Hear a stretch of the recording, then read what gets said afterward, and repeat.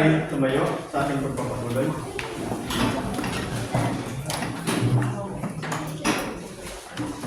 Tayo po ay magpapatuloy sa ating series sa Gospel of Luke. Natapos tayo na nakaraan sa Luke chapter 20, verse 44. At ngayon ay nandun po tayo sa verse 45 hanggang verse 47 ng Luke chapter 20. Basahin ko po sa English Standard Version, Luke chapter 20, verse 45 hanggang 47. Verse 45, in the hearing of all the people, he said to his disciples, beware of the scribes who like to walk around in long robes and love greetings in the marketplaces and the best seats in the synagogues and the places of honors at feasts, who devour widows' houses and for a pretense make long prayers. They will receive the greater condemnation. Ito po ang buhay na salita ng ating buhay na Diyos. Let us come to the Lord in prayer. Ama naming Diyos, sa sandaling ito, sa paglapit namin sa iyong mga salita, Panginoon, aming panalangin sa pamagitan ng dugo ng aming Panginoong Jesus. Lord, justify and sanctify us to God. Lord, we pray sa iyong mga Espiritu na siyang patuloy na magturo sa amin sa hapong ito. Lord, nakita namin na ang mga salita na patuloy na not just informing us, but to continue to transform and conform us into our Lord and Savior Jesus Christ. Lord, thank you so much. Aming panalangin. Nakatagpuin mo rin po, Panginoon, yung mga tao na dinala mo sa iyong bahay panambahan sa hapong ito upang sila man, Panginoon, magkaroon ng tunay na peace with you, Panginoon. Lord, maraming salamat po kayo ang madakila, maparangalan sa lahat ng accomplish niyo, Panginoon, sa hapong ito. Mga panalangin sa tulong ngayon ng Espiritu, sa dakilang pangalan mo, at sa pangalan ng Panginoong Jesus. Amen. Amen. Tayo po ay, ito ay mga kubo.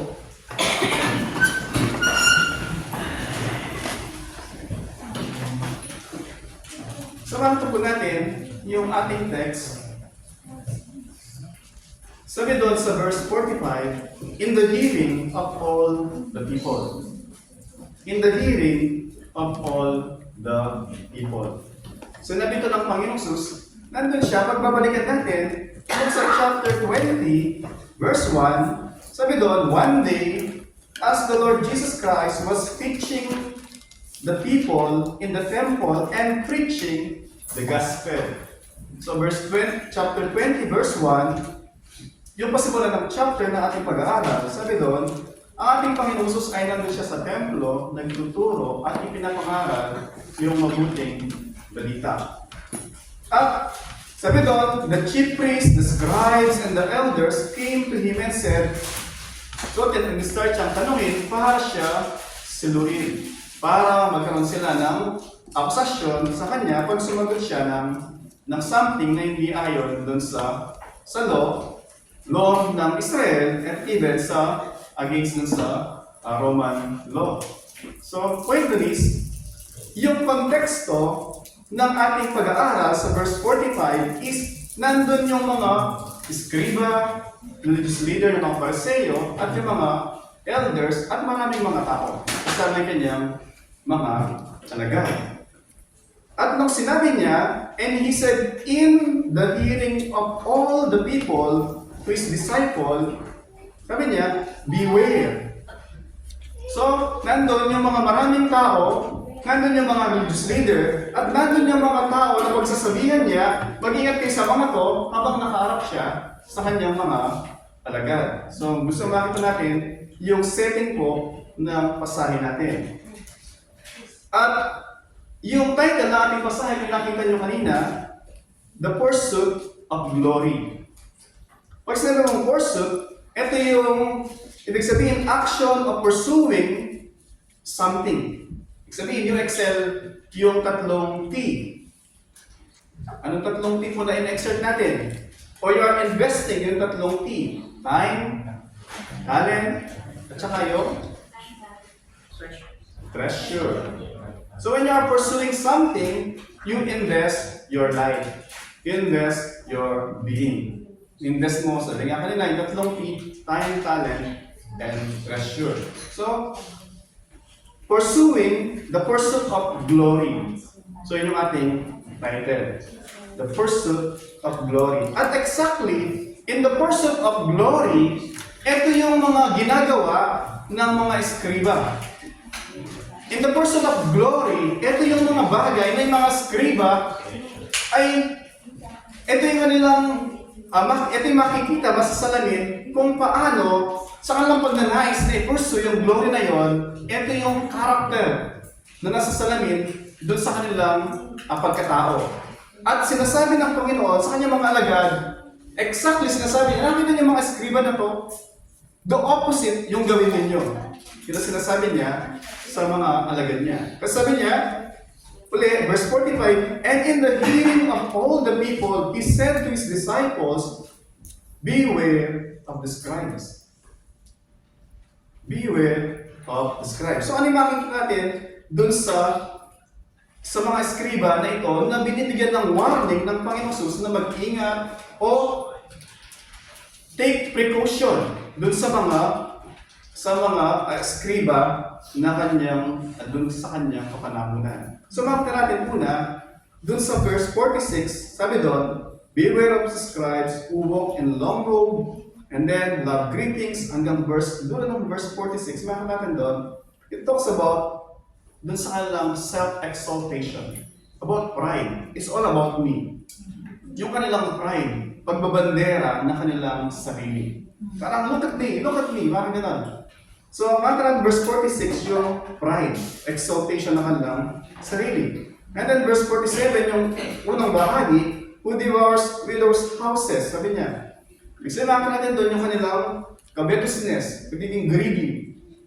They want more. Out at the expense ng mga poor, widow, yung mga weak, yung mga mahina. Makita natin doon kanilang covetousness.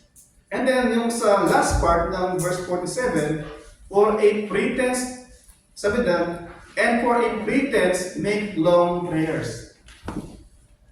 Yung long prayers, hindi na problema. The Lord Jesus Christ always prayed na magdamagan dun sa place na tahimik. So hindi problema yung long prayers. Yung problema dun is make pretense.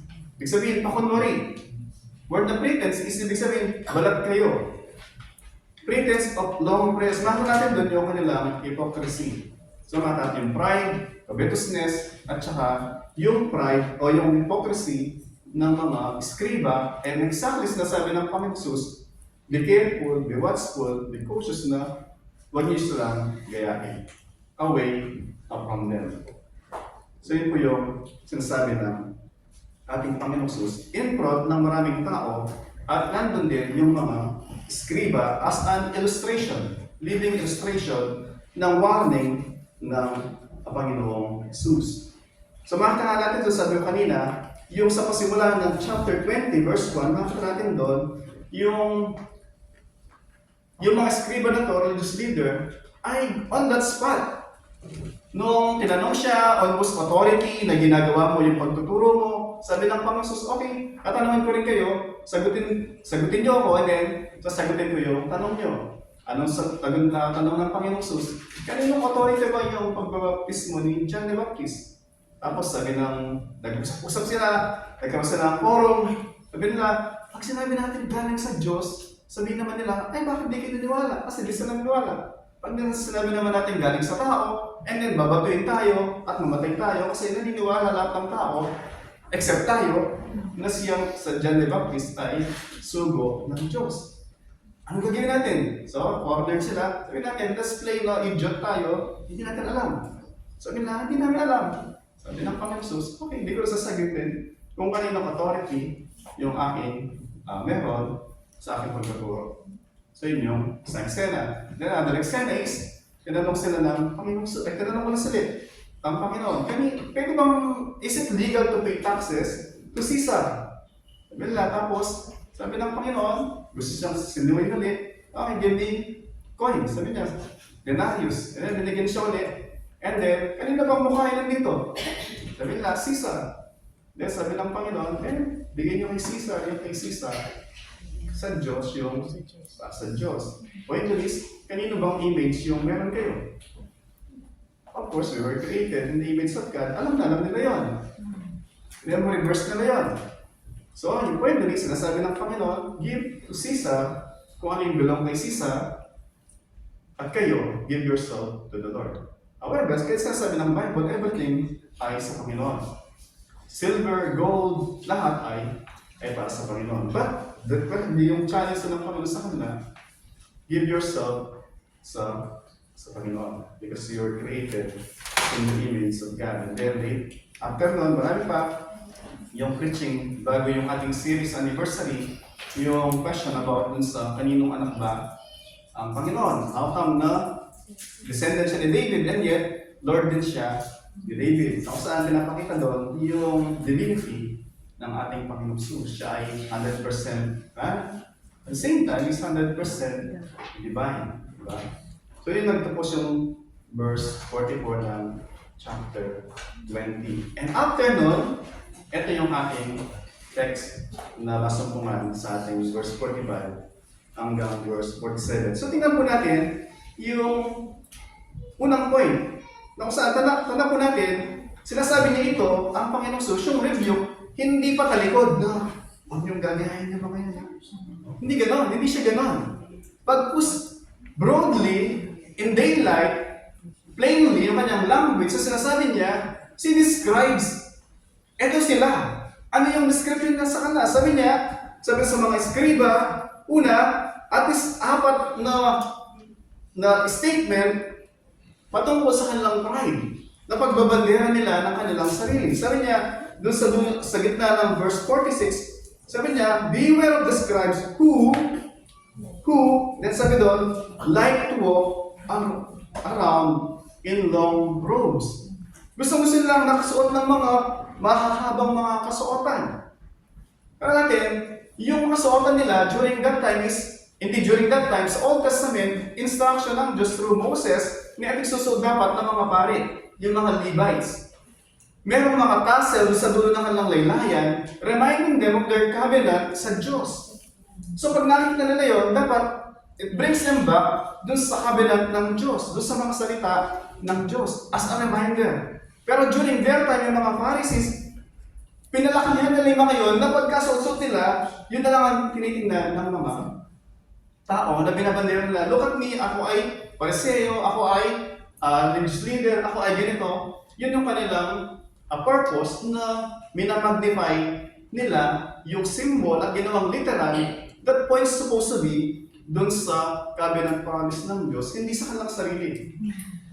So, yung point doon is, makita natin yung legalistic na kanilang mentality. So, makita natin doon yung kasuotan. Tala natin, yung kasuotan, wala pong problema sa kasuotan. Hindi problema yung dress. Kasi, tingnan nyo, magsuot ka man ng mahaba, during their time, magsuot ka ng mahaba, ano ba yung kasuotan ng mahaba? Sabi ko nga kanina, pag yung suot nila dati mahaba, hindi sila makapag-work. Kasi it's not appropriate na ganun yung suot mo para kang royalty, and then mag-work ka. Hindi ka makakagalaw ng maayos. Yun ang point. So pinapakita na sila ay mataas dun sa lipunan. During their time, ganun yung kanilang sinusuot para mapansin ng mga tao. Diba? Pero sa ating panahon, nalala ko nung anniversary, sinundo ko si Ate Noemi, and then so palabas kami sa kanilang sa JBC. Sabi ko, ate, nakita mo ba yung dumaan? Opo, pastor, sabi niya. Saan si Ate Noemi? Diba? Yung buong pantalon niya dito sa halos wala. Hindi ko alam kung nakagat ng layon. As in, wala talaga to. Tapos, so yun yung napansin ko. As in, wala ta sabi niya. Pero pastor, meron ka pa ito napansin? Meron ba yung ayaw kong tingnan? Bakit? Kasi parang yung damit niya dito, wala din. Parang dito na may meron. Wala dito, wala din. Kita mo yung dito. Kita mo dito, ito lang, pero wala akong nakikita ate. Yung point ko doon is, yung mga Pariseo, yung mga Scriba during their time, nagsusot sila ng mahabang kasuotan to attract people to their self. Look at me, di ba? Iba na ngayon. Sa ating panahon, di ba? To attract people to ourselves, nagsusot ka ng maikli, di ba? O butas-butas, tapos sasakay ka ng metro, gaganon ka, di ba? Sa ating mo, ayaw makita nila, pero ganun pa nga eh. Suot ka pa. Kaniklaim na itaas yung dito, kahit hanggang dito lang, kasi yung sa puwet naman, gusto na ibaba. Nagsuot ka ng gano'n, tapos, ayaw mong mabastos ka ng mga tao, diba? Ibig sabihin is, very strong. During their time, na nagsusot sila mahaba, calling attention sa mga tao. And sa ating panahon, hindi na mahaba, maikli. So both, point is, doesn't matter doon sa kasuotan. Yung point doon is, baka natin, yung heart ng mga Scriba, na they always want na iparada niya ng sarili, at even in our time, bakit nagsusot ng gano'n, di ba? Of course, you want attention. I don't know kung ano naman yung attention na gusto nyo, di ba? Kasi hindi pa ako nagsusot ng gano'n, di ba? Kayo, kung nagsusot kayo, di ba? Hindi ko alam kung ano message yung gusto nyo convey, di ba? So,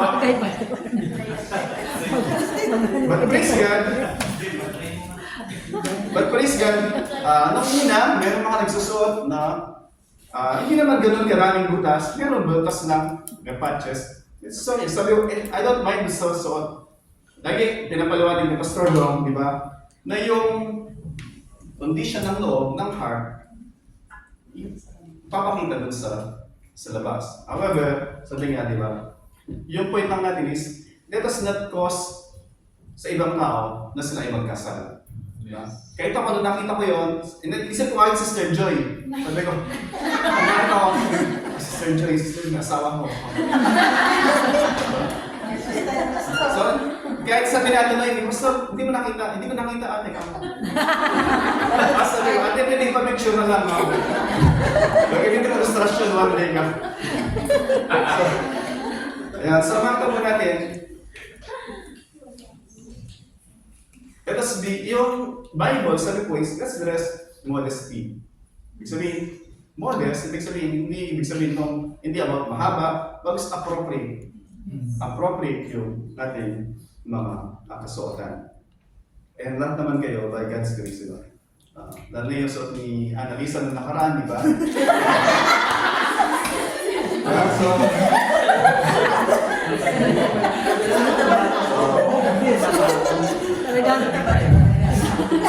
So, praise God. So, bakit natin doon, yung kanilang pride, manifest sa kanilang mga kasuotan. And then, hindi lamang about sa kanilang mga kasuotan, bagkus makita natin, yung sabi doon, they love greetings in the marketplaces. Ano ba yung greetings nila pagdating sa marketplaces? Bakit? Pag magkakasalubong sila, di ba yung mga kapitbahay natin, mga Korean, di ba? Kahit mga Chinese o mga Japanese, maganda sila, di ba? During their time is, gagawin sila, rabbi, yung master, yung tawag sa kanila. Bakit? So, pag nakasot silang gano'n, pinapakalandakan na, teacher ako ng law, di ba? O rabbi, master, gagawin lang sila. So, kaya pupunta sila kung saan-saan, sa palengke, marketplace, maraming tao doon, di ba? At binabati sila, master, di ba? So, gano'n yung tuwang-tuwa sila doon kasi yung mga tinga nila ay pumapalakpak na master ako, di ba? Rabbi. Kaya masabi ng Panginoon, so, di ba? Huwag niyo kakalit tawagin kayo yung rabbi, di ba? O father. Kasi we all have one father. Hindi ibig sabihin na bawal akong tawagin ng father, hindi yun. Yung exploitation ng title, yun yung sinasabi ng Panginoon. Yung mga religious leader, they want yung sila ay lagi na na-exalt para sa kanilang religion o sa kanilang mga personal na exaltation ng kanilang mga sarili. And then nakita din po natin, yung sabi doon, they love the gossip in the synagogue. Dito, di ba, lagi pa pinipilit pa kayo, maupupo kayo dun sa ano, para makarinig ng maayos, di ba? Kasi pag sa gilid, ang lamig ng boses ko, di ba, tendency is, ang tendency talaga is, ang gagawin namin ringtone yung inyong mga gusto, di ba? Pero, pinapupo kayo sa unahan, hindi hindi para sa paunahan na doon ako para makita ko. Hindi yun ang intensyon. But during their time, yun ang kanilang nais para ikaw ng prominence. Kasi the more na nakaupo sila dun sa unahan, yung mga front seat, yun yung symbolize ng kanilang parang rank. Sila ay number 1, sila ay mas close dun sa nag-invite sa kanila. Kaya nga makita nyo lagi sinasabi ng Panginoon Jesus, di ba? Sabi niya, it is more appropriate umupo ka dun sa dulo at nakita ka nang nag-invite sa'yo, ba't nandyan ka? Umupo ka dito sa dulo, sa unahan. Kaya sa umupo ka sa unahan, assuming na ikaw yung right na umupo doon, because you esteem so high yung sarili mo, at sasabihin lang nag-invite sa'yo, ay hindi nakaupo dyan, dun ka sa dulo. Diba? Mas nakakaya yun, sabi ng Panginoon. The point is, they love to show yung kanilang prominence sa pamamagitan ng seating arrangement. Lagi yung sa kanilang panahon during sa mga in-invite ka sa tahanan, may mga U-shape na mga upuan. Gusto yung nasa dulo, o yung sa U na gano'n, nandun yung nag-invite.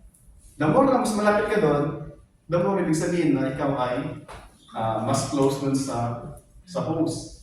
Kaya nag-unahan sila doon. Para yung in-invite ka, next time ikaw naman magpaparoon ng party, invite mo yung nag-invite sa'yo. Para gano'n, reciprocating yung invitation. Yun lagi sinasabi ng Panginoon na yung mga tao, ganun lagi na nag-unahan dun sa seat of honor. Why? Because it elevates them and pinapakita dun sa mga kasama nila, ay, malakas pala kaya yun, di ba? Dikit pala kaya yun, di ba? Dikit pala kay Mayor, dikit pala kay Governor, dikit pala kay Sister. Hindi ko na so overuse na yung pangalan niya. Kaya sa 1 Samuel chapter 16, di ba? Noong si Elijah, inutusan siya ng Panginoon, ay si Samuel, inutusan ng Panginoon, sabi niya, pumunta ka dun sa tahanan ni Jesse at i-appoint mo na hari yung isa sa mga anak niya. So isa-isa sila, tapos nung nakita ni Samuel, wow, matikas, sabi niya, mataas. At bigyan sa lahat, pogi, sabi niya. Ito na, Lord, sabi niya. Sabi ng Diyos sa kanya, 1 Samuel chapter 16, verse 7. But the Lord said to Samuel, do not look on his appearance, or the height of his stature, because I have rejected him. Ang Diyos pala nag-reject din.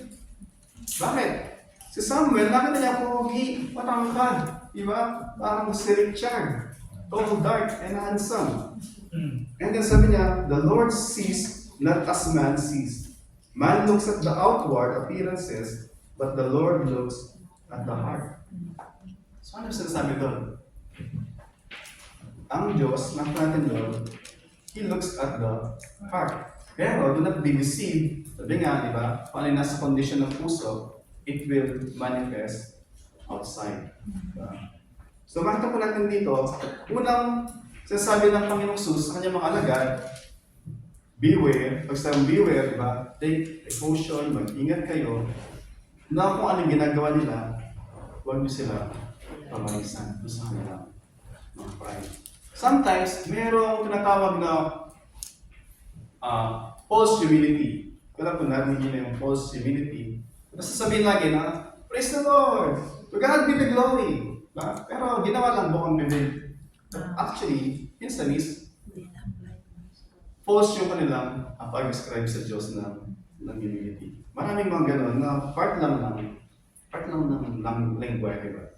Kasi minsan sabihin mo na, Brad, Pastor, Sis, ang galing talaga. Diba? Sa Diyos lang po kupurihan. Diba? Totoo naman totoo yung statement, sa Diyos lang kupurihan. But sometimes, overkill in a sense na inalang na lagi is parang, ano lang ba, automatic, press the button, yun ang sagot.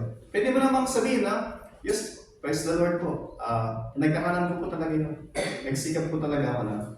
Hindi para taas mo sarili mo, but then na-encourage sa mga tao na product po yun ng pag-aaral. Product po yun ng walang tulugan. Product po yun na, but praise the Lord po, Jesus stay me. Nag-get pa yung gano'n. Kasi hindi naman ang Diyos na, o sige, okay lang na, huwag ka mag-aaral, mag-share ka sa devotion, sample ka in charge. Pero para to God be all the glory, wala kang gagawin, tutulog lang, sakit ng likod mo, di ba? And then, pag sinabihan ka na, sis, ang galing ah. Praise the Lord po. Ang Panginoon lang ang nagano doon. Hindi po ganun nag-work. Pag sis, we diligently do our part, at the end, it's God who sustains. It's God who bring illumination. So, sabihin lang natin, praise the Lord. Totoong praise the Lord, because naunawaan natin na ang Diyos ang source ng kung ano man na bakit naging maayos yung ating ginawa. But, we did yung ating part. Ganyan po yung gusto sabihin. Para at the end, hindi lang automatic na praise the Lord, praise the Lord. Pero sa puso mo, pumapalakpak tenga mo, galing po ng galing po ng ginawa kanina. Diba? So nakita po natin doon, isa sa mga sinasabi ng Panginoon, do not be like them. Minsan naman, yung kanina sabi ko false humility, di ba? Minsan naman, meron naman na naghihintay tayo ng something na acknowledgement o hindi lamang i-acknowledge, bagkus is na i-praise tayo doon sa maganda natin ginawa. Pero, yung tao, sinabi na sa kanyang, galing talaga ng Diyos. Galing talaga ni Lord sa ginawa ng kapatid niya. Pero tayo, naghihintay naman tayo. Hindi mo naman ako. Ang isang linggo kong pinaghirapan yun, hindi mo na-appreciate. Hindi mo na-appreciate naman ako eh. Hindi ginagawa ko eh, di ba? Na parang lang hindi kompleto, hindi ka nabayaran o hindi ka nasuklian doon sa pagpapagal mo unless na yung tao ay na-recognize and appreciate yung ginawa mo. Bisa may mga ganun naman na seeking din ng, say, encouragement doon sa mga tao na supposed to be nag-encourage ka. But then, point is, whether yung tao acknowledge ka, hindi. It is the Lord who will repay, recompense doon sa ating pagpapagal para sa kanyang gawain. Kasi the truth is, bakit sasabi yun? Kasi the truth is, not all people parang pareho. May mga tao na appreciate ka, may mga tao na ginawa mo yung best mo lahat. Wala kang tulugan, di ba? Ginawa mo lahat. At the end is, makikita lang yung isang mali. Parang yung blackboard na yan. Ano yung makikita sa blackboard? May nakasulat. Exactly. Ang dami yung puti, di ba? Pero ang nakita, yung nakasulat. Same thing mo sa atin. So, ano man gawin natin sa paglingkod sa Panginoon? Si pastor, si sister, si brother, may makikita na. Ano ba naman yun, di ba? Lagi may gano'n. But then may stumble tayo kung tatry natin hanapin lagi yung appreciation, yung palakpak, yung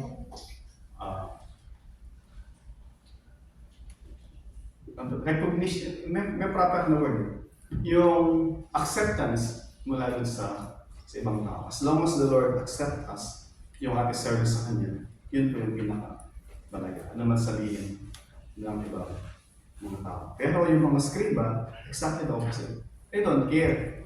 Dun sa, hindi na sinasabi na, I don't care ang sabihin ng Diyos, pero they love kung ano yung compliments ng mga tao. Yun yung kanilang preoccupation. Kaya binabandera nila yung kanilang mga kasuotan, yung pagbati sa kanila, yung pagpili ng mga magandang upuan, yung mga prominence na upuan, to exalt yung kanilang sarili. Yun po yung sinasabi sa atin na huwag natin sila pabarisan. To na-seek na ibandera natin yung ating sarili para lamang tayo mapansin ng ibang tao.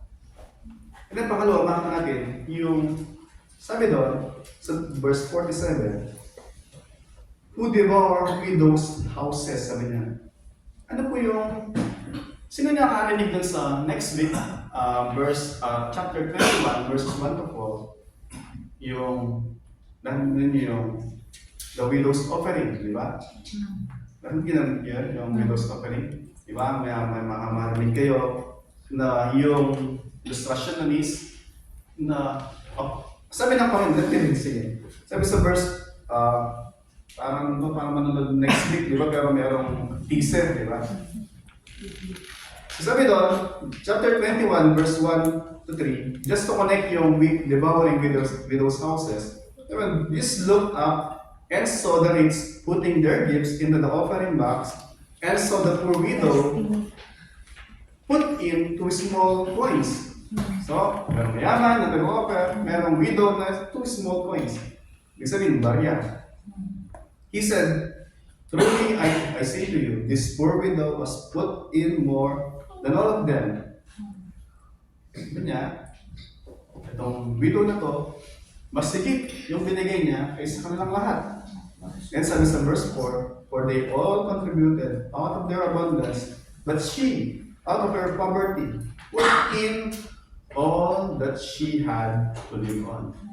Diba? Yung sinasabi na, you have not given until it hurts you. Diba? Hindi ka nagbigay until na ikaw ay nasaktan sa inyong binigay. Nakita niya yung widow na to. Binigay niya yung lahat ng kanyang kabuhayan at umuwi siya na tigok kasi wala nang makain. Diba? Lagi pinipreach ko to, gayahin niyo yung widow na binigay niya yung lahat at umuwi siya na wala nang makain. Yun yung usual preaching na makita natin. Pero natin yung Bible, wala siyang break na chapter 1, chapter 2. Nung sinulat ito ng Luke, continuous to. Walang break. Walang break na ito yung tapos na dito yung sa verse 45 hanggang 47, we were described, and then chapter 41, we were suffering. Wala pong gano'n. Purpose din na nandito itong chapter 21 na to, hindi supposed to be chapter 21, sabi ng continues to as a contrast. So sabi ng Panginoon, tingnan niyo yung mga skriba, huwag niyo silang gayahin. Diba? And ito naman yung illustration ng isang widow, pero minsan is nakikita natin yung offering, yung pag-o-offer niya, natin iskriba yung pinag-usapan, and then may isang widow na nag-o-offer, sometimes nakikita natin yung kanyang offering na 2 cents, hindi natin nakikita na siya ay subject o illustration ng exploitation ng mga skriba. Na tinuturuan sila na give sa Panginoon, bigay niyo sa Diyos, and the Lord will bless you more. The more you give, the more you will receive. As if yung pagbibigay na itong balo na to, na wala na nga siya, wala na makain. Sabi doon, she gave all that she had to live on, sabi niya. Wala na nga siya makain, binigay niya na wala nang tinira. Yun ang tinuturo ng mga religious leader, yung mga eskriba, to exploit yung mga mahihina. Instead na yung widow na to, supposedly, nandun ang Panginoon sa nakikita, tinanggap ang Panginoong Jesus, nagkaroon siya ng kaligtasan, libre, kaysa kinakailangan ibigay lahat ng kanyang meron, umuwi siya ng kanyang tahanan without being saved. Nagtatras siya dun sa religious practices na tinuturo ng mga skriba, distorting yung message ng gospel, distorting yung gospel of grace, at pinapalitan ng works righteousness. You give, and the Lord will be pleased, He will be saved. Naman lang tinuturo during that time. At isa yon dun sa instrument o yung mga pamamaraan ng mga skriba na legally na-exploit nila, napaplunder nila yung mga widows na supposed to be kanilang pinaprotektahan. Kaya sabi ng Panginoon Jesus, di ba? Who devours the widows' houses? Widows ay virtually, ito yung mga vulnerable members ng society. Bakit? Kasi wala na silang asawa na magpo-provide para sa kanila. Kung ano lang yung natira para sa kanila, yun ang pagkakasya nila. Until someone, perhaps mga anak nila, na kaya na sumuporta sa kanilang magulang. Otherwise, dependent sila doon sa kanilang sa lipunan na tulong sa kanila, sa charity, o mga kaibigan. They were so helpless. And yet, kaya nga sabi ng, pagbabasahin niyo yung sa James chapter 1 verse 27, sabi doon, na isa sa mark ng isang tunay na reliyon ay visiting the poor, the orphans, and the widows. Ito na sinasabi ni James chapter 1 verse 27. And even sa Isaiah chapter 1 verse 17, sabi doon, plead for the widow. Yun ang encouragement ng Diyos through Isaiah. Bakit? Sila yung mga helpless. Helpless, and yet sa kabila ng pagiging helpless, sila yung number 1 na object ng exploitation ng mga eskriba. Marami pong mga ganyan na mga religion na no wonder maraming mga tao na scared to death pumunta sa church. Bakit? They just want yung pera ko. Pinaikot na ng una, papaikot ng pangalawa, papaikot ng pang-apat, hanggang sa, kasi baka na-miss kasi ni Brad kanina eh. So, pag na-miss mo yung una, in case na na-miss mo, papaikot ng pangalawa, pangatlo. Para bang sa panahon natin ngayon, yung mga supposedly lingkod ng Diyos, begging lagi yung, ano ba tawag doon sa limos ng mga congregants, ng congregation. It's not supposed to be ganun. But kung trabaho ng Diyos, He will provide. Kung hindi ito trabaho ng Diyos, let it die. Sabi mo nga, di ba? Pero sabi nga, yung mga religious leader, same sa ating maraming sa ating panahon, lagi ginagamit yung salita ng Panginoon para i-plunder yung mga unsuspecting. Yung mga hindi alam kung ano ba talaga sa sabi ng Panginoon. Kaya nga, sabi sa Habakuk, di ba? My people are destroyed because they lack knowledge. Hindi nila alam yung ano ba yung utang, ano ba yung katotohanan. Kaya din po, marami nung bago pa din yung year 2000 bago, di ba? Yung Y2K dati, di ba? Bago pa yun, pero dati na, magugunaw na ang mundo. Sabi ko, bago yung 2000, I think 1992, something na gano'n. Si Ate Silvia, mas maalala to. Noong panahon na yun, mas, sabi doon na, it's the end of the world, may prophecy. At ano yung ginawa ng mga tao? Naalala ko nun, meron pa nga sa Lumeta noon, ba? Maliban doon sa mga talagang, kung magugunaw ng mundo, ano gagawin mo sa pera mo, right? Hindi mo naman dadalhin yun, di ba? Of course, pamigay mo, di ba? At sino yung mga papamigyan mo, di ba? Ay, ganun, mahirap yung mga religious na mga organization, di ba? Ang daming mga naloko na mga binigay yung kanilang mga yaman, pero di nagunaw sa mundo. And then they became, naloko sila, di ba? Point is, maraming mga magaling na mga manggagancho para na-exploit yung mga unsuspected, yung mga gullible. Yung mga gullible yung konting mabulaklak na pananalita. Tayo ay napapersuade, sway, and then tayo ay binibigay natin. Sa atin meron tinatawag yung mga iba naman, natitingnan ka, di ba? Yung mga tawag doon sa budol-budol ka, di ba? Advertise, di ba? Pero yung illegal yun. Yung budol-budol, illegal po yun. Di ba? At yung mga scam na magte-text sa'yo na send mo yung PIN number, illegal po yun, yung OTP. Puro illegal yun. Di ba? Pag nahuli ng gobyerno, huliin yun.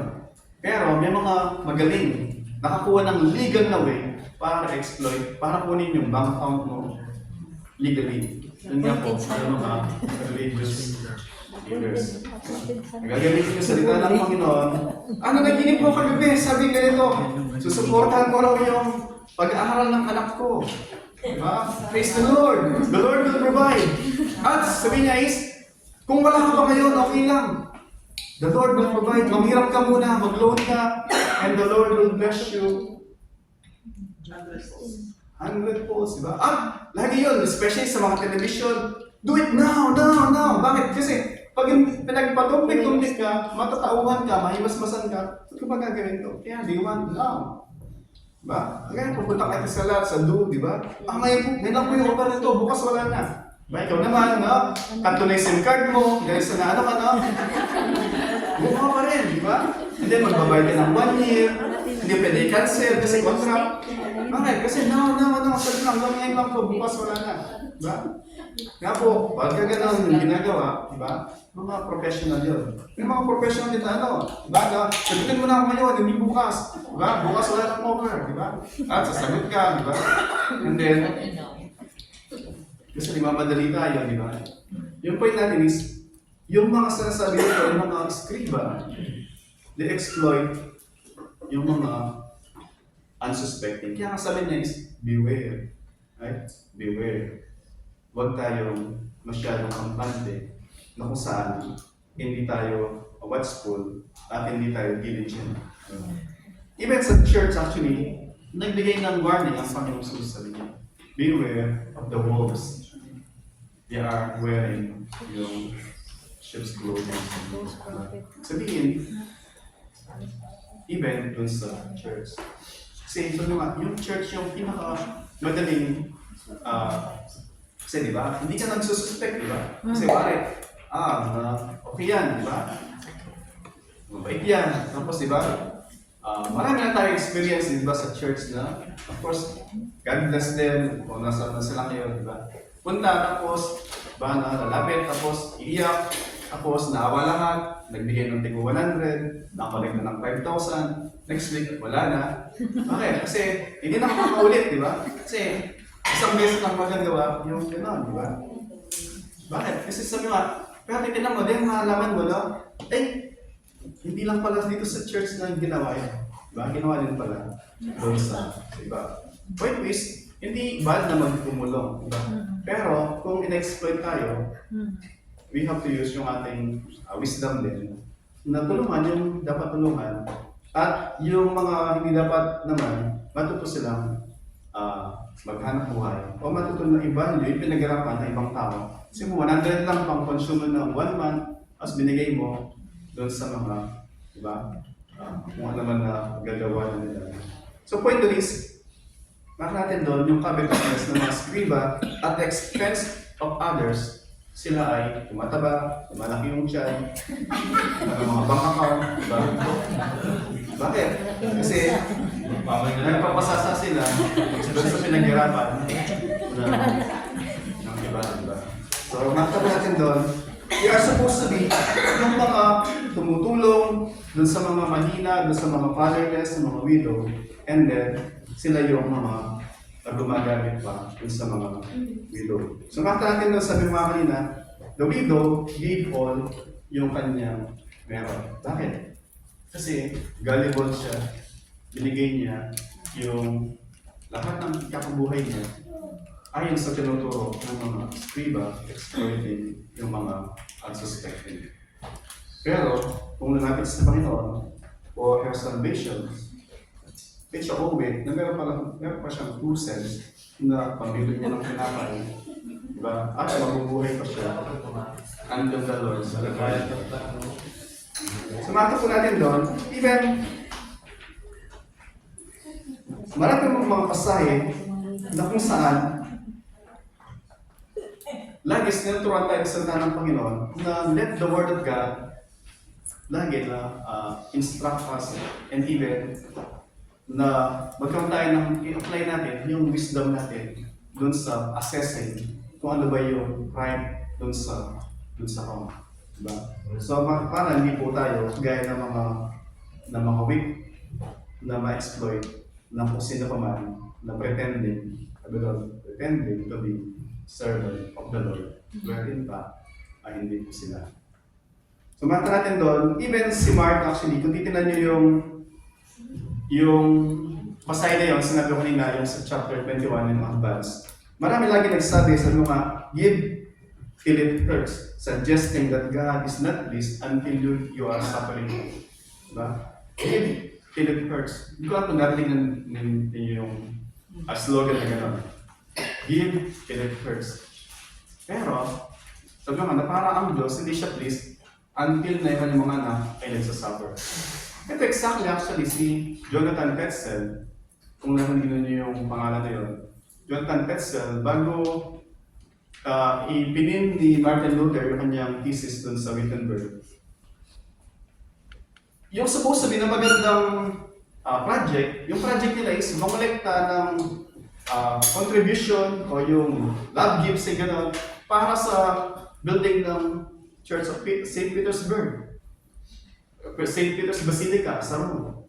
Para may kayo, kaya lang nagkulang, may mga tumutulong, however, nagkulang yung contribution, yung mga funding, yung mga suporta ng mga churches. So ano ginawa nila? Nag-start silang mag-invento ng yung prayer for the dead, yung indulgence.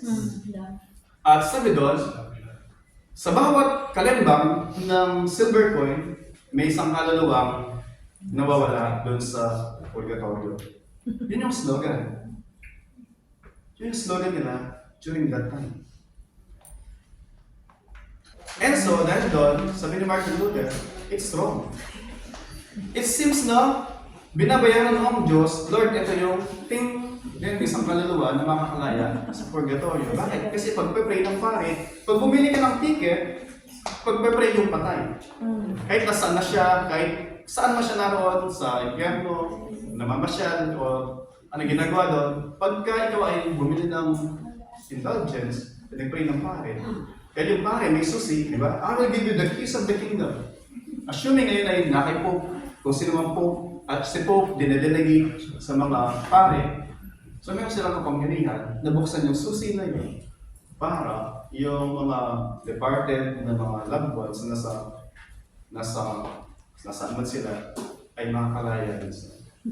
So yun yung walang ginawa. Exploiting yung mga unsuspecting. Diba? Pero may mga tao, kagaya ng Martin Luther, yun nga, yung sinabi, hindi yan biblika. Kasi maliwanag, una, hindi lamang sa Romans, even sa Ephesians, diba? For by grace, you have been saved through faith. Not by kung ano man yung grace ng Diyos, kapalit lang ng kaya. So mga tapo natin doon, yun nga, babalikan natin,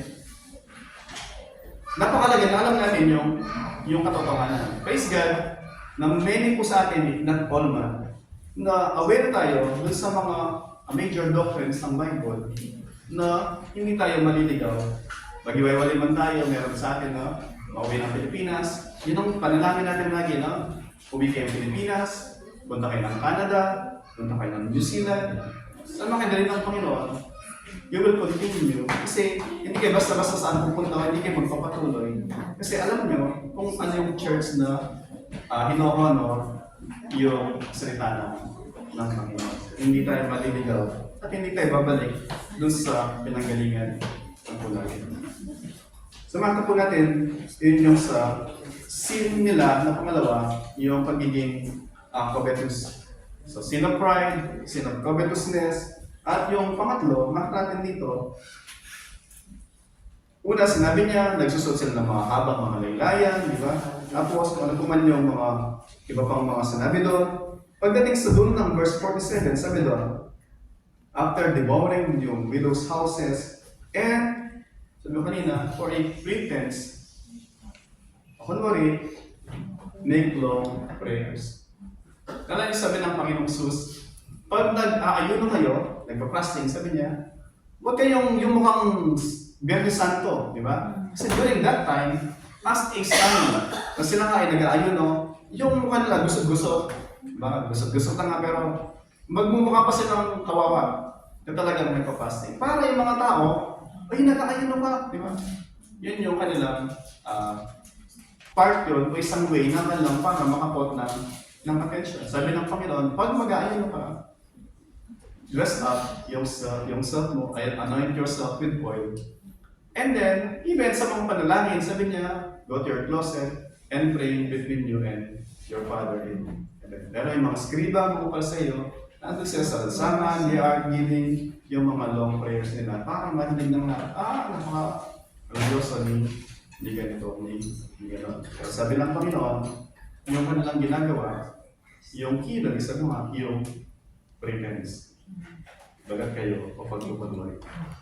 Makita natin doon, tinatago nila yung tunay na sila, hindi lang sa kanilang mahabang mga suot na laylayan, hindi mo na makita sila, but even yung sa kanilang mga ginagawa, pretending to be, pretending na eto sila, pero hindi naman talaga sila yun.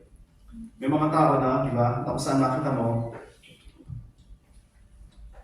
parang yung mga skriba, ang galing nila magsalita, kaya ka nakaka-persuade ng maraming tao. But then, itinan mo, yung gaya ng sa tayo ng Panginoon Jesus, you will see sa kanilang mga fruit sa gano'n. Yung fruit ng sanctification. Yung fruit ng kung paano sila mamuhay. Diba? Sabi ko, di ba, isang simpleng illustrasyon, sasabihan mo yung anak mo, na Bakit? Kausap mo yung anak mo, example, si Primo, ba? Magbibinata na siya. Na, it's not good to smoke cigarette. Tuloy ko lang sa kanya, no? Pero ako, nakasindi yung cigarette ko. Kasi nasabi ko sa kanya, huwag kang mag-sigarilyo. Maniwala ba sa akin na bad yung smoking para sa kanya? Hindi, di ba? Kasi ako mismo, nag-sigarilyo. Sabihin ko yung anak ko, saan si Ate Iris? Wala na. Ate Iris, pag nag-boyfriend ka, hanggang di kayo kasal, wala siya, di ba? Kasi siya nag-encourage yung boyfriend, di ba? Ate Iris, pag nag-boyfriend, huwag papanoorin sa video ate.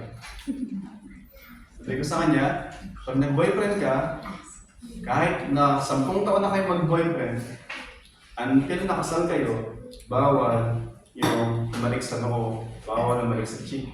Diba? Kapag pagkasal na kayo, at saka lang pwedeng kumalis sa noo, sa pisngi. Diba?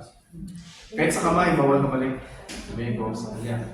Pare, ganun yung sinasabi ko sa kanya. Example, ganun yung sinasabi niyo. Diba? Alam niyo yun, tama at mali. Pero okay naman, ginagawa niyo, tapos may picture pa kayo ni sino pa man, nag-selfie kayo, tapos pinapangaral natin, mga anak natin, ano yung dapat nilang gawin, ano yung dapat nilang hindi gawin, and yet tayo mismo ang gumagawa. Maniniwala kayo sila sa akin? Hindi, di ba? No wonder, yung mga anak natin minsan, hindi sila naniniwala sa mga payo natin, anak, mali yan. Anak, huwag mong gawin yan. Hindi sila naniniwala. Bakit? Kasi hindi nila nakikita sa akin. Paano naniniwala yung anak ko? Anak, huwag mong gawin yan. Ako mismo ginagawa ko. Tama po? Napakalaga na yung ating mga sinasabi ay nagmamatch sa ating ginagawa. Tama po yun, di ba? So I pray po, pagka kausapin natin ating mga anak, nakakatawa yung sabi kanina ni Sir Seth, na Pastor, pag-uwi ko, gusto ko nagdalhin yung mga anak ko, sama-sama kami magpupuri sa Panginoon. Yun nila sinabi ni Ate Remy. Yun nila sinabi ng marami. And yes, praise God, nakakatawa yun. Nakakatuwa po yun. Pero tanaw po natin, napakalaga yung testimony natin na kung ano man sinasabi natin sa kanya, tayo mismo ang nagpapakita ng follow me as I do it. Pinapakita natin yung mga parang napanood na pelikula, yung We Were Soldiers, si Mel Gibson. Yung isang ano doon, sabi niya, in every battle, I will be always the first down to go to the battlefield. Kasi siya yung leader. And whenever na lilid na doon sa battlefield, ako yung laging huli na alis sa battlefield. Next ang leader. Sa digmaan, siya yung unang susugod. Pag paalis na, siya yung huling alis.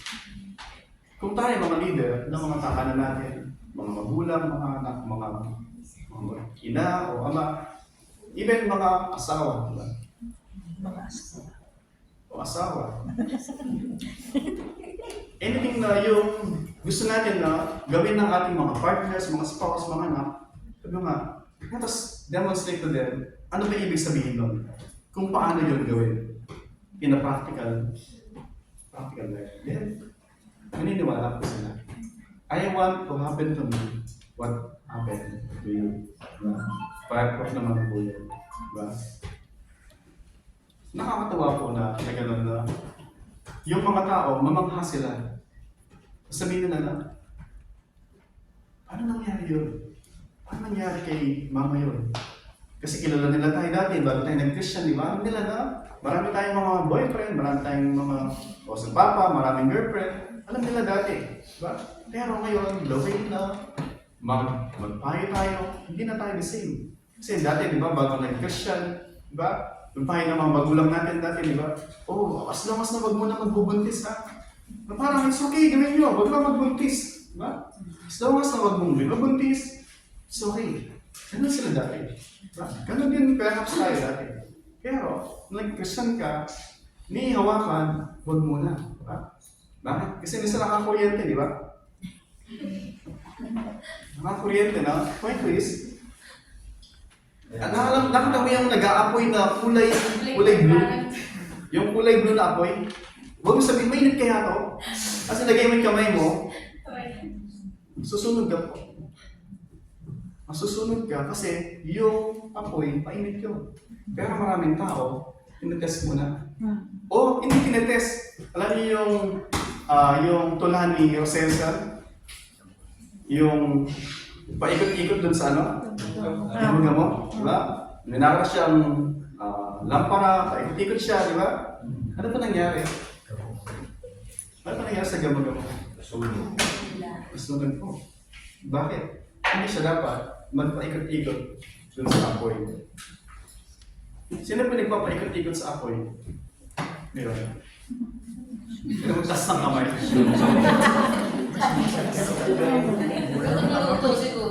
Sino bang gamo-gamo dito? Ang po natin, hindi man tayo gamo-gamo, di ba? Huwag tayo magpaikot-ikot dun sa apoy.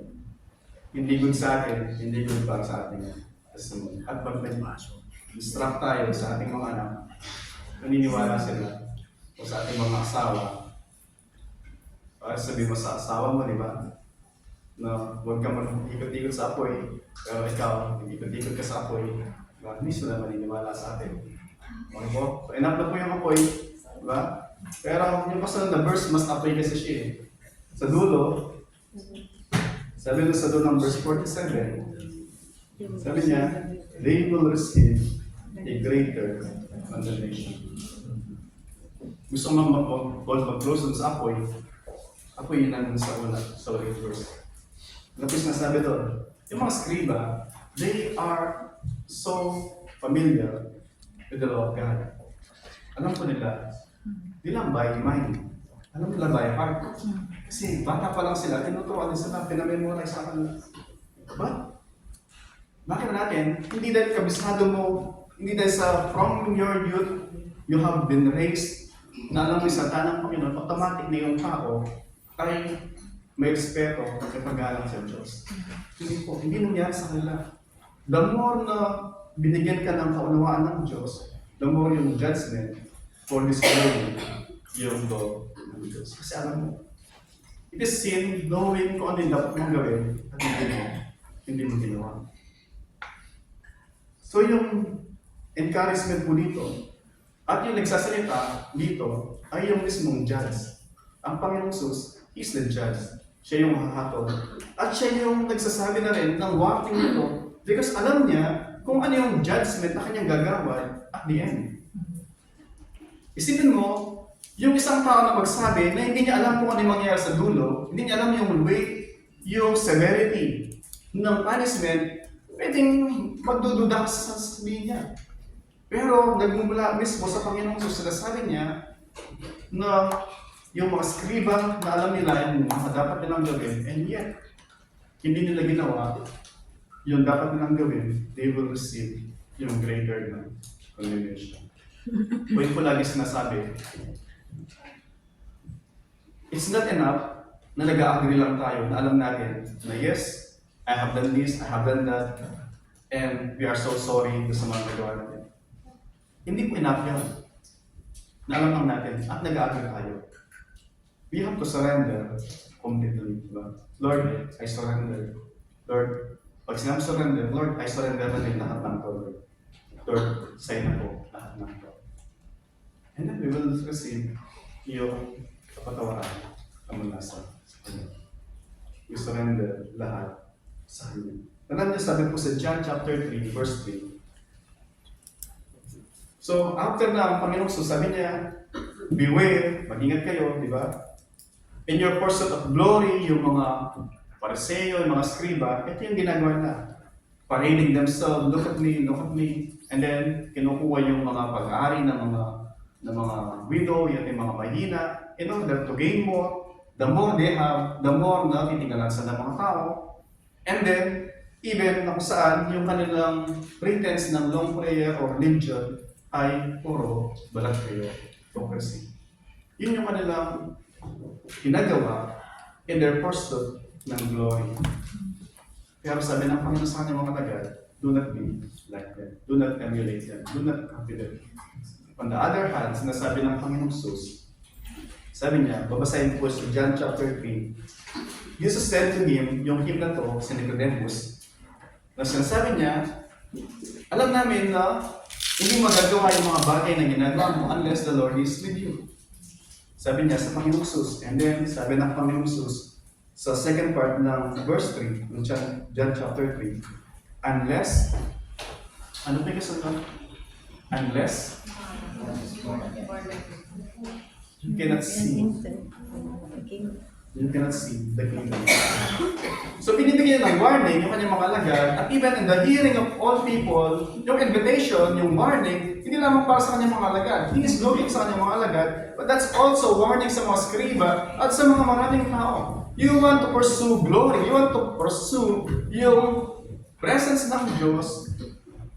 Hindi lamang sinasabi na he wants to become great, must be the servant of all. But then, dito sinasabi niya, you cannot even touch, see yung glory na hinahanap niyo unless. Ano yung unless? Maliban. You are, sabi niya, unless one is born again. Uli, it's not a religion. Being born again, pag susundan natin pagdating sa verse 5, sabi niya, Jesus answered, truly, truly, I say to you, unless one is born of water and spirit, he cannot enter yung kingdom ng Diyos, yung glory ng Diyos. Hindi lamang hindi mo makikita, hindi ka makapasok. Unless one is born of water and spirit. Yung born again, born of water and spirit, they are synonymous. Ano ba yung ibig sabihin niya?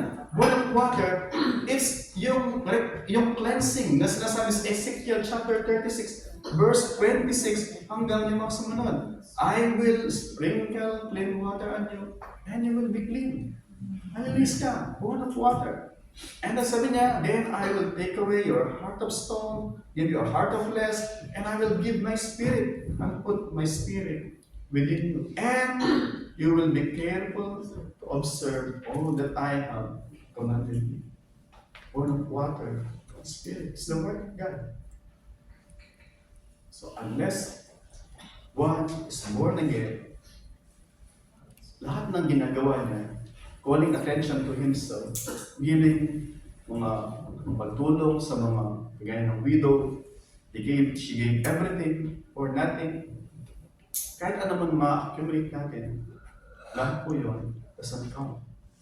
Unless one truly surrendered sa Panginoon. Unless one is born again. So ano po ba yung pursuit natin? Saan natin i-invest yung tatlong T natin? Yung time, talent, passion. Saan natin i-invest? O sino yung kinukul natin sa attention to point them sa ating sarili o to point them to the Lord? So magandang tingnan natin, tanong natin ang sarili, saan ba ako? Ano ba yung occupation ko? Saan ba yung ginagawa ko lahat ng ko? Pointing para saan? Meron sabi po si Jonathan Edwards, sabi niya, alam ko, sabi niya, yung langit, tignan pa yun, nasa langit yun, di ba? Pero sabi niya, yung buhay natin sa lupa should be a preparation for that life dun sa presence ng Diyos. Kasi, kung hinintay mo na, doon lang ako magiging banal. Doon lang ako magiging banal. Pero dito, wala kang pagnanais na i-start yung kung ano magiging buhay mo doon. So, there is great disconnect. Disconnected po yung ating pagkaunawa doon sa buhay niyo. Maraming tao, sabi nga, gusto yung langit dahil masaya, walang pain. Diba? Gusto yung langit. Pero, ayaw kung sino na dun sa langit. And sabi ng mga tao, hindi naman ayaw. Pero, sabi ng Panginoon, diba? He who loves me, preaching nung anniversary, who loves me, if you love me, ang sabi ko sa keep my commandment. Keep my commandment. If you want to go sa kanyang presence, siya nagsasabi na, eto yung way, papunta sa kanyang presence. Hindi lamang sinasabi ng Panginoon, I am the way, the truth, and the life. No one comes to the Father except through me. But then, sinasabi din niya, this is the way to live. Ito yung way na mabuhay in light sa anticipation sa buhay doon sa kanyang presensya. Do we long? Do we desire? Do we pray na mabuhay dito in anticipation for that kind of life doon sa langit? Or, wala lang, hindi tayo hindi tayo watchful kung paano tayo kumilos, kung paano tayo mabuhay, kung paano tayo magsalita sa ating mga pang-araw-araw na buhay. Oh, we are so always careful. Kaya sinasabi dun sa Romans chapter 12 na yung salita ng Diyos ay lagi, meditate natin. Kaya nung lagi lumalabas sa atin. Anything na sabihin natin, we check, ayan ba ito sa nais lang, mag-glorify ba ang Panginoon sa sabihin ko nito. Ito bang gagawin ko na to, in line ba sa nais ng Panginoon? If not, magpapatuloy ba ako? O I should make a decision. In everything, we have to decide. Papatuloy ko ba? Alam kong mali. Alam kong hindi tama. Tutuloy ko ba? Or I have to cut. Pag tinuloy mo, ibig sabihin is, you are going against dun sa nais ng Panginoon. And then, sasabi mo na, mahal ko ang Diyos. Kailan po ba yun? Sa mga tapo natin, meron po tayong Lord's Supper every first Sunday ng buwan. It's good na huli, gaya ng encouragement ko last month. Let's examine po yung ating mga puso before we partake dun sa Lord's Supper. Yung Lord's Supper po, isang commemoration dun sa ginawa ng Panginoong Jesus. Sabi niya, is the new covenant in my blood for the forgiveness of sins. Sabi niya sa Matthew chapter 26. In remembrance, sa kanya ginawa. Inaalala natin yung ginawa ng Panginoon para sa atin. Kung sa tingin nyo, you are not yet Christian, hindi pa Kristiyano, hindi kayo born again pa, and then, yung sa magandang tanong po is, why not? Bakit hindi po kaya? Ang Panginoong Jesus, lagi nagsabi siya na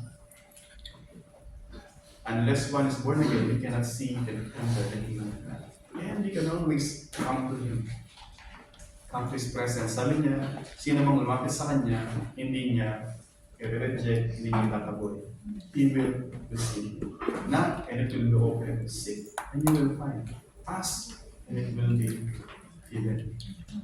Para, Lord willing, next month, sama-sama po tayo lahat mag-birthday ng Lord. It's a joy na sama-sama tayo nagagawin yung Lord Supper. However, sabi nga, kung Christian man kayo sa tingin nyo, but you are not yet baptized, ay sa tanang Panginoon, let's gawin po natin na magpabaptize tayo in public declaration ng ating union kay Kristo. And then we may freely partake dun sa Lord's Supper. May naman po, kung tayo, baptized believer, kahit saan man kayong church na nakabilang, let us examine yung ating mga puso. And ano man yung mga pagkukulang natin, pagkakasala, let us ask the Lord for continual cleansing and sanctification sa ating mga buhay. At tayo ay sama-sama na mag-partake dun sa Lord's Supper. As we as request ni Pastor Lawrence, Sister Allen na i-distribute po yung elements. And habang dinidistribute po yung mga elements ng Lord's Supper, let us examine po natin mga puso. Ano ba yung mensahe ng Panginoon para sa atin? So,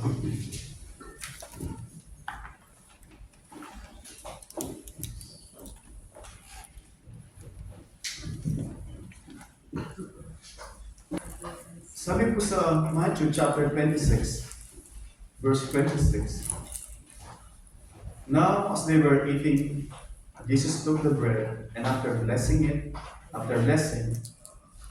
broke it, and gave it to his disciples and said, take, eat, this is my body. And he took the cup, and when he had given thanks, he gave it to them, saying, drink of it, all of you. And then sabi sa verse 28, for this is my blood of the covenant, which is poured out for many, for the forgiveness of sins. Sabi daw, for the forgiveness of sins. As we remember, sa mga kanina, ginawa po ito lahat ng Panginoong Jesus, yung kanyang pamumuhay na banal, akin ang kamatayan, so that He may save us from our sins. From our sins. At gaano man kadami yun, He saved us from those many sins.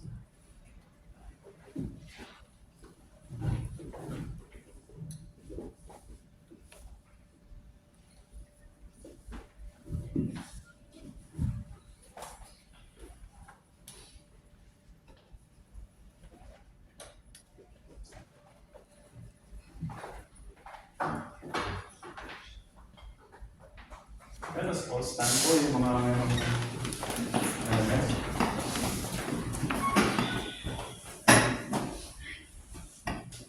Before we partake, sama-sama po, let us pray po and ask the Lord, give Him thanks, and ask for forgiveness dun sa ating mga pagkakasama.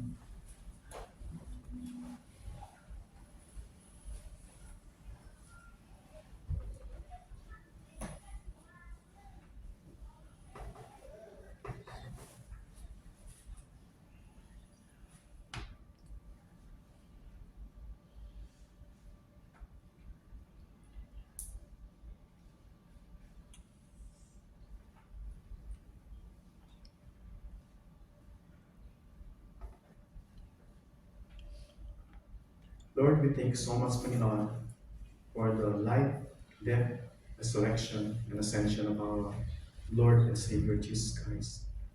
Lord, we are not worthy to receive you. We are not worthy, O God, to partake of this commemoration of your death, O God. Then, by your grace and by the atoning sacrifice of our risen Lord, Lord, you have called us to partake and to celebrate this, O God, in commemoration to His death and resurrection. Lord, thanks so much because in Christ you have called us and you have made us, O God, worthy of this celebration, O God. In Christ, we have been reconciled, Panginoon, sa aming Diyos, sa aming tagapagligtas. Lord, thanks so much sa ginawa niyong pagpapadala sa inyong isang anak to save us from our sin. And one of those many sins is to save us from ourselves, from our pride, from our covetousness. And one of those covetousness, O God, is one thing, yung hindi dapat. And one thing, kung ano yung hindi para sa amin, Panginoon. And help us not to hide our sins any longer, Panginoon, but to confess them, and by your grace and by the blood of our Lord Jesus Christ, cleanse us, O God, from all our unrighteousness. And as we partake this Lord's Supper, O God, help us, Lord, not just to remember, but to celebrate and to thank you for what you have done and what you have accomplished on the cross, O God, dying so that we may live, O God. Father, thank you so much for sending your Son. Thank you so much, Holy Spirit, for applying in our lives what Christ had accomplished. And thank you so much, our Lord Jesus Christ, for giving yourselves, giving your life for our for our justification, and even for our continuous sanctification as we continue to remember your finished work on the cross. Thank you, Lord. As we all pray in the name of our Lord and Savior Jesus Christ, to the glory of your glorious grace, our Heavenly Father. Amen. Let us all partake for this sacrifice.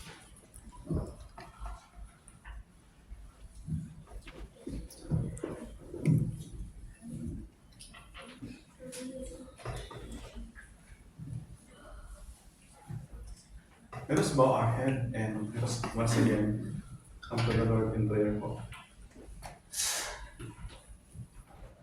Ama naming Diyos, maraming salamat po, Panginoon. Lord, help us na yung mga salita mo na mga lalim namin, continue to challenge us to examine yung aming mga buhay, Panginoon. Lord, help us that we may not live a life na double standard, Help us, Lord, na yung mga buhay namin ay maging kalugod-lugod sa inyo. Help us, Lord, na yung aming mga pananalita, always bring encouragement sa ibang tao. Maybe not seek self-exaltation, Panginoon. Bagkus kay lamang, Panginoon, ang lagi na mataas. And as we seek, and as we pursue, Panginoon, yung glory, Lord, may we pursue to obey you, to follow you, because that is the way that leads to glory, O God. To follow and to obey your word, O God. Because your word is life, Lord, maraming salamat po. And help us, Lord, sa aming mga at times when we are trying to hide from you, God, and trying to live a life, na may pretension, Lord, help us to surrender everything, sa inyo. And we bless you because you are the God who know all things. You know kung sino kami, Panginoon. Lord, help us, rescue us, and help us not to live any longer dun sa aming sa nais namin, Panginoon, na kung ano, yung nais mo, yun ang tunay na naisin natin. Thank you so much, Lord. Kaya patuloy na madakila, Panginoon, sa lahat na gagawin niyo sa aming buhay. And help us, Lord, na patuloy ng aming mga buhay ay maging living proof ng inyong kapangyarihan, Panginoon. Na lahat ng ito ay naging posible because of you, Panginoon. As your word continue na binabalo kami, Panginoon, as we seek to honor you and to obey you sa aming mga kanilang mga buhay, Panginoon. And now to Him who loves us and has freed us from our sins by His blood, has made us a kingdom, rich God and Father. To Him the glory and dominion forever and ever. Amen. Amen.